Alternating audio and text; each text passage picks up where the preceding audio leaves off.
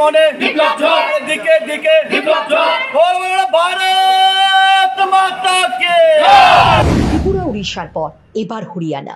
যাবতীয় সংস্থার বুথ ফেরত সমীক্ষাকে ভুল প্রমাণিত করে হরিয়ানা বিধানসভা নির্বাচনে বিপুলভাবে জয়ী হয়ে পুনরায় সরকার প্রতিষ্ঠিত করতে চলেছে বিজেপি। হরিয়ানার প্রভারী হিসেবে রাজ্যের প্রাক্তন মুখ্যমন্ত্রী বিপ্লব কুমার দেবের কাছে এই নির্বাচন ছিল অত্যন্ত চ্যালেঞ্জের। গত কয়েক মাস ধরে তিনি হরিয়ানার মাটি কামড়ে পড়েছিলেন। রাত দিন প্রচার করে গেছেন এবং নির্বাচনী রণকৌশল নির্ধারণ করে দলের কার্যকর্তাদের উজ্জীবিত করে মাঠে নামিয়েছেন। সকলকে এক সূত্রে গেঁথে কুরুক্ষেত্রের ময়দানে ভোট যুদ্ধে সামিল হয়েছিলেন। তার ফলাফল সামনে। হরিয়ানায় জয় নিশ্চিত হতেই সাংসদ বিপ্লব কুমার দেবের আগরতলা ধলেশ্বরস্থিত ভাড়া বাড়িতে রাজ্যের বিভিন্ন প্রান্ত থেকে প্রচুর বিজেপি কর্মী ও কার্যকর্তা এসে জড়ো হয়। তারা জয়ের আনন্দ উল্লাসে মেতে ওঠে।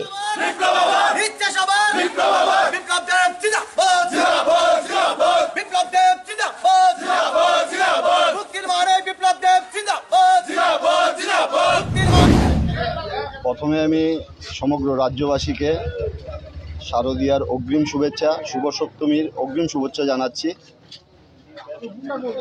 আমরা এখন আছি আমাদের রাজ্য পরিবর্তনের মূল কাণ্ডারি, যে 34 বছরের অপশাসন থেকে রাজ্যকে মুক্তি দিয়েছে, যিনি ত্রিপুরা রাজ্যের প্রত্যেকটা হৃদয়ে বাস করে, যিনি আমাদের লোকসভার সংসদ, হরিয়ানা রাজ্যের প্রভারী, উনার বাসভবনের সামনে দাঁড়িয়ে আছি।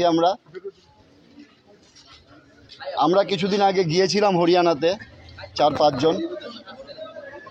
তো আমরা ওইখানে গিয়ে পরিস্থিতিটা এরকম দেখেছি যে হরিয়ানাতে 50-50 হয়েছিল, মানে কিছু বলার কিছু মানে বোঝা যাচ্ছিল না যে কি হবে। কিন্তু একটা জিনিস আমরা বুঝতে পেরেছি ওইখানে গিয়ে, যে প্রত্যেকটা মানুষের হৃদয়ে বিপ্লব দেব ছিল। যেখানেই, যেই গলিতে, যেই গ্রামেই আমরা গিয়েছি, সবার একটাই কথা যে বিপ্লব দেব আমাদের প্রভারী, যে বিপ্লব দেব আছে তো আমাদের হরিয়ানার কোনো চিন্তা নেই। তো আমাদের দৃঢ় বিশ্বাস ছিল যে মিডিয়া আমরা দেখেছি সবসময় দেখিয়েছে যে কংগ্রেস সিট অনেকটা বাড়িয়ে দেখেছে যে বিজেপি গভর্নমেন্টে আসবে না, কিন্তু তারপরেও আমাদের বিশ্বাস ছিল যে বিপ্লব দেব প্রভারী আছে মানে হরিয়ানাতে পরিবর্তন হবে। এটা আমাদের বিশ্বাস, কারণ এই বিশ্বাস 18 নির্বাচনের আগে থেকে আমাদের মধ্যে প্রায়ই বিরাজমান। কারণ আমরা দেখেছি যে যিনি দিল্লি থেকে ত্রিপুরা রাজ্যকে মানে মানুষের মধ্যে একটা স্বপ্ন দেখিয়েছিল, যে আমরা ভাবছিলাম না কোনোদিন যে ত্রিপুরা রাজ্য 18 আগে পরিবর্তন হবে, কিন্তু ওই রাজ্যটাকে পরিবর্তন করিয়ে উনি দেখিয়েছে। উনি তারপর ত্রিপুরা রাজ্যের মুখ্যমন্ত্রী ছিল, তারপর উড়িষ্যাতে গিয়েছে, ওখানে 1.5 মাস কাজ করার পরে উড়িষ্যাতে সরকার এসেছে।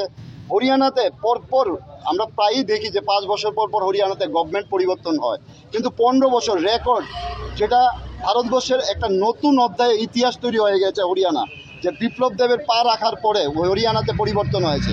তো বিপ্লব দেব রাজ্যের নেতা না, সমগ্র ভারতবর্ষের নেতা। আমরা বিপ্লব দেবের ট্যাগ অনেক আগেই লাগিয়েছি। বিপ্লব দেবের একটা ব্র্যান্ড, এই ব্র্যান্ডের ট্যাগ আমরা অনেক আগেই লাগিয়েছি। আমার দৃঢ় বিশ্বাস ভারতবর্ষের প্রত্যেকটা ব্যক্তি এই ট্যাগ লাগিয়ে আগামী দিন চলবে নিজের সম্মান বাড়ানোর জন্য। তো আমি